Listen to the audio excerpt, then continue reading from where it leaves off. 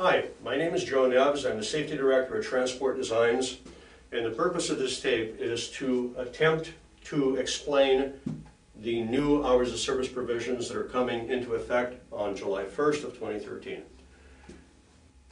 As far as what the changes are to the workday. You have to have a half-hour break in the first 8 hours of work, or you cannot drive. Okay, having worked 8 hours, not driving 8 hours, worked 8 hours, without a half-hour break or more, you may not drive. So what does that mean? It means that within the first 8 hours of work, you have to take a half-hour break, or you can't drive. That's bottom line.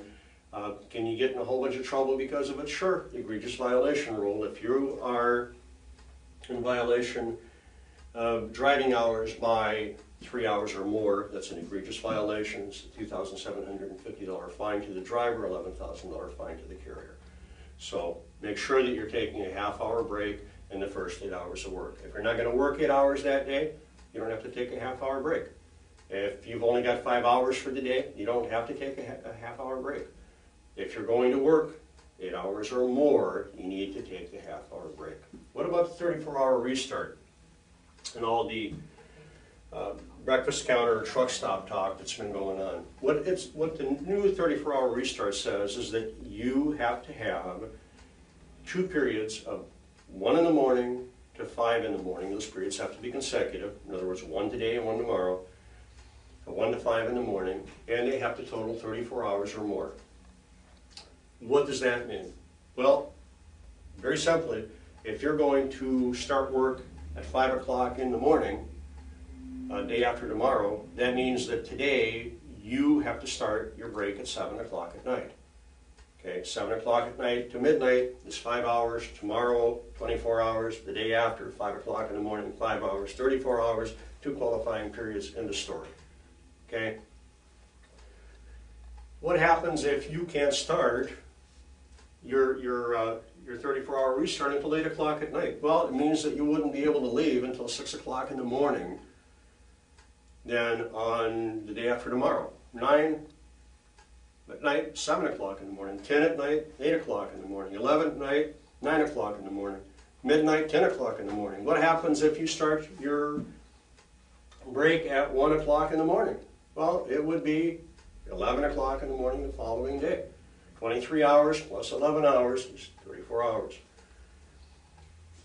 So you have to be real careful that the 34-hour restart meets those parameters. What happens if you start your break before 7 o'clock at night? If you start your break after 1 o'clock in the morning, 1:15 in the morning, until 7 o'clock at night, those hours do not count towards the restart. Pure, plain, and simple. What's the second provision? The second provision is that you cannot use the 34-hour restart more than once in 168 hours. 168 hours, 7 days, 168 hours, has to have elapsed since your last 34-hour restart, enable for you to take another 34-hour restart. Okay, you say, well, what happens, Joe, if I'm shut down by weather? And I'm shut down and can't go across Snoqualmie, or can't go across Cabbage, or can't go across whatever because of weather, and I'm sitting there for 2 days, and it hasn't been 168 hours. Well, under the new hours of service provisions, you're going to get how many ever days of rest, but they're not going to count as a 34-hour restart. Okay. Again, 168 hours has to have lapsed from the beginning of your previous 34-hour restart for you to start another one. So you start one at Monday midnight. A week from then, Monday midnight, you can start one. What happens if you go to 1 o'clock in the morning? Well, then the following Monday, 1 o'clock in the morning, you can take a restart. What happens the time between there? Sorry, it doesn't count as a restart. Okay, so what does that mean mathematically? If you're taking a look at a 34-hour restart and you can only count from 7 o'clock at night on until 1 o'clock in the morning, that's when your restart starts. for it to include the 2 periods of 1 to 5, and for you to be able to leave at 5 o'clock, or not be able to leave, but be able to work at 5 o'clock in the morning. On day 3, what happens if you're empty at 1:15 in the morning or 2:15 in the morning? Well, conceivably, you're going to wind up using up as much as 51 3/4, 51 1/2 hours to get a 34-hour restart. What about with the 168 thing? Well, again, consider that your restart starts between 7 o'clock at night. That's your window of opportunity, 7 o'clock at night to 1 in the morning. Okay. What it means is that you may use up all the way up to 185 3/4 hours to get that 168 hours in. You count from when your restart, the restart itself began at 7 o'clock at night, 8, 9, 10, 11, 1. Count from where it began, not when you started your time off.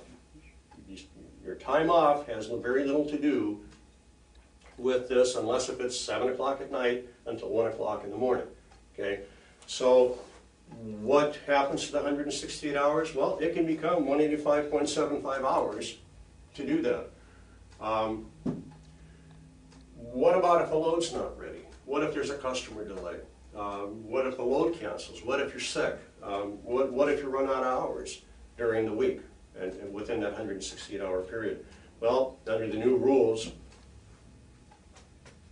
that time is lost, quite simply.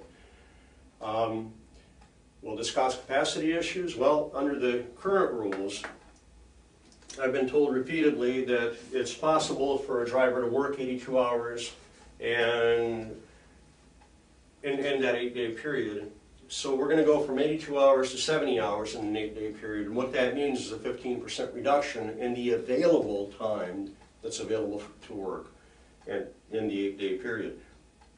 Does that necessarily mean a 15% reduction in pay? Does it necessarily mean a 15% reduction in the number of miles that you drive? Does it necessarily mean a 15% reduction in the productivity of a company or in the freight that a customer can expect to haul in that period of time to have us haul for them?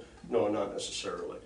A reasonable expectation would be that it would be somewhere between 5% and 10% is going to be the actual adjustment that's going to have to happen. So you're looking at another 5% more vehicles, 5% or more on the road, on top of the ones that are there now. Another 5% more drivers needed to carry the same freight that we haul right now.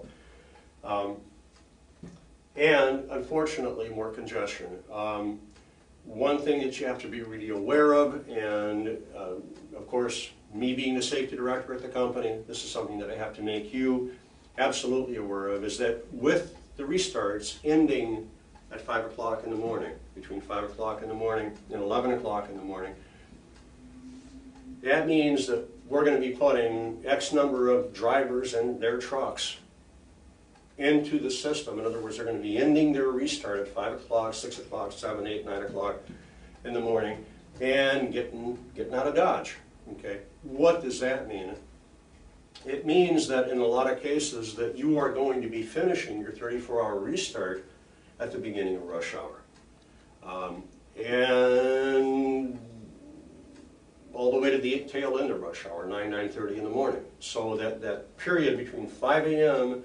and 9:30 a.m., it's critically important that you be completely and totally rested and on top of your game and drive absolutely safely. Practice the best driving habits that you possibly can. Make sure that you maintain your distance, that you're entirely alert, because those are some of the most dangerous times there are, is rush hour, morning rush hour, evening rush hour. Unfortunately, this law dumps us, this change in regulation dumps a lot of vehicles into the traffic pattern at the beginning of rush hour and during rush hour. Go figure. I didn't make the law, that's just the way it works. And that's the way it is. Drive safely.